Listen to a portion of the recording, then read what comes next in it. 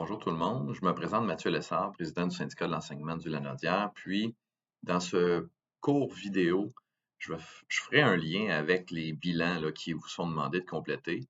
Dans celui-ci, on va vous parler du bilan en lien avec la négociation intersectorielle, celle qui touchait là, notamment les paramètres généraux au niveau du salaire, la retraite, les droits parentaux, les assurances collectives, puis les disparités régionales, mais qui n'ont pas d'impact pour nous là, en termes de syndicat de l'enseignement du Lanaudière.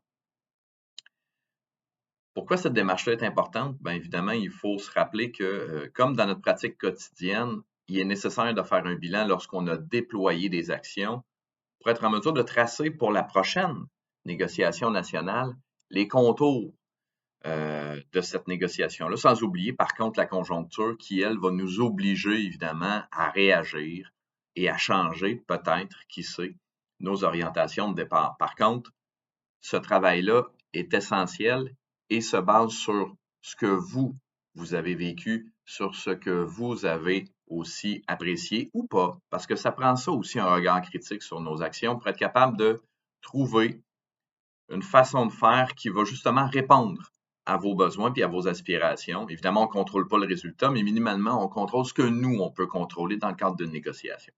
Et le bilan, c'est une étape essentielle en ce sens. Au niveau intersectoriel, vous avez reçu un lien pour un Google Forms qui va vous demander évidemment de vous identifier pour qu'on soit capable d'avoir davantage de précision quant à l'appréciation des résultats, mais sans plus. Par la suite, cette consultation-là se découpe en quelque sorte en 4 sections. La première section parle du bloc stratégique et du cadre stratégique plutôt, puis des grandes orientations. Et chacune des sections se retrouve présentée de la même manière, c'est-à-dire que vous avez à l'écran des résultats d'enquête menés auprès des syndicats affiliés dans le cadre d'instances de la CSQ, parce que je vous rappelle qu'en intersectoriel, on est en CSQ dans la création de notre propre bilan.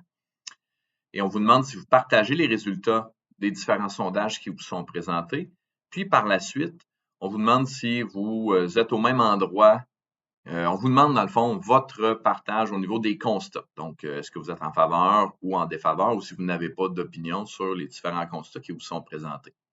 Et pour chacun des blocs, comme à la fin, il y a de la place, évidemment, à des commentaires. Les commentaires sont rattachés au bloc puis à ce qui se retrouve dans les sondages. C'est important de le comprendre. Puis à la fin, ben, on pourrait dire que c'est un bar ouvert. Donc, si vous avez des commentaires larges à nous communiquer en ce qui concerne les éléments qui ont été mis au jeu, mais aussi d'autres éléments en lien avec la négociation.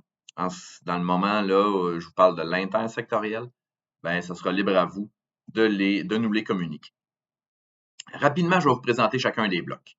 Dans le bloc 1, sur le cadre stratégique et les orientations, on vous parle davantage de la facture et de la présentation de la demande syndicale, notamment au niveau salarial. On se rappellera, il y avait, oui, un objectif à atteindre, c'est-à-dire de protéger le pouvoir d'achat notamment. Puis on n'a jamais chiffré la demande salariale. C'est les journalistes qui ont chiffré la demande, c'est le gouvernement qui l'a chiffré la demande. On n'avait jamais ça, c'était IPC plus quelque chose, IPC plus quelque chose. N'en demeure pas moins qu'on veut vous entendre par rapport à ça. On veut aussi vous entendre sur le fait qu'on n'a pas participé au forum. Rappelez-vous, là, il y a eu même la présidente du Conseil du Trésor qui s'était époumonnée à dire qu'on ne voulait pas travailler comme le souhaitait le gouvernement, alors que c'est déjà prévu dans des lois et dans des règlements le déroulement de ce qui peut être discuté aux tables de négociation et les forums, bien évidemment, ça ne faisait pas partie de ce qui était mis au jeu. Autre élément maintenant, donc deuxième section, c'est tout ce qui touche le Front commun, CSQ, CSN, FTQ et APTS.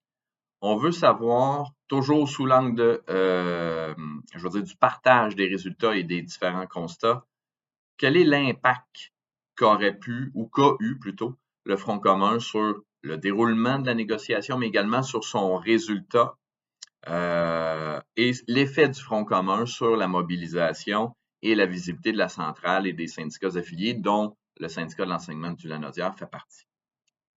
Troisième élément, stratégie de déploiement de la grève. On se rappellera qu'on est allé chercher un mandat de grève qui peut nous amener à une éventuelle grève générale illimitée et que cette grève générale illimitée-là était précédée de séquences de grève. Donc ça, c'est important. On veut vous entendre par rapport à ça, toujours lié évidemment à la conjoncture. Non, c'est pas un va tout en guerre, on va pas rentrer dans le mur pour rien. On apprécie la conjoncture, puis on bouge nos pions au bon moment, mais on veut savoir qu'est-ce que vous en pensez par rapport à ça, au déploiement de la grève et du mandat.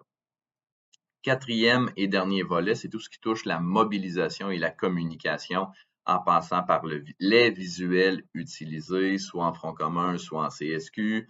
En front commun, il y avait le nous d'une seule voix. En CSQ, vous aviez les bannières On est là, qui se retrouvaient aussi un petit peu partout à la grandeur du Québec. On veut avoir une appréciation en ce qui concerne les objets promotionnels, la visibilité, ainsi que certaines actions qui ont été déployées au niveau de la mobilisation en front commun.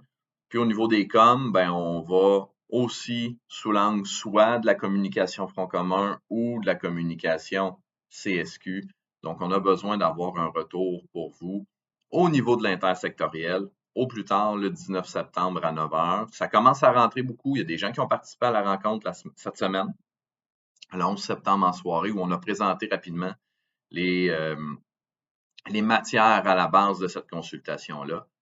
Mais on compte sur vous pour compléter ces consultations pour qu'on puisse après ça ramener évidemment en instance ce que vous dénoncez, ce que vous apprécieriez voir faire autrement, puis également les bons coups, parce qu'il ne faut pas se gêner, il faut les identifier, ces bons coups-là, pour l'avenir, pour justement être capable de délimiter, comme je le disais au début, les contours de la prochaine ronde de négociation, parce que tout ce qui passe par la MOB, notamment, se repose, prend ancrage, racine sur les bilans de négociation. Fait que sur ça, je vous invite à compléter cette consultation-là, tout comme la sectorielle que je vais vous présenter dans une autre vidéo. Merci.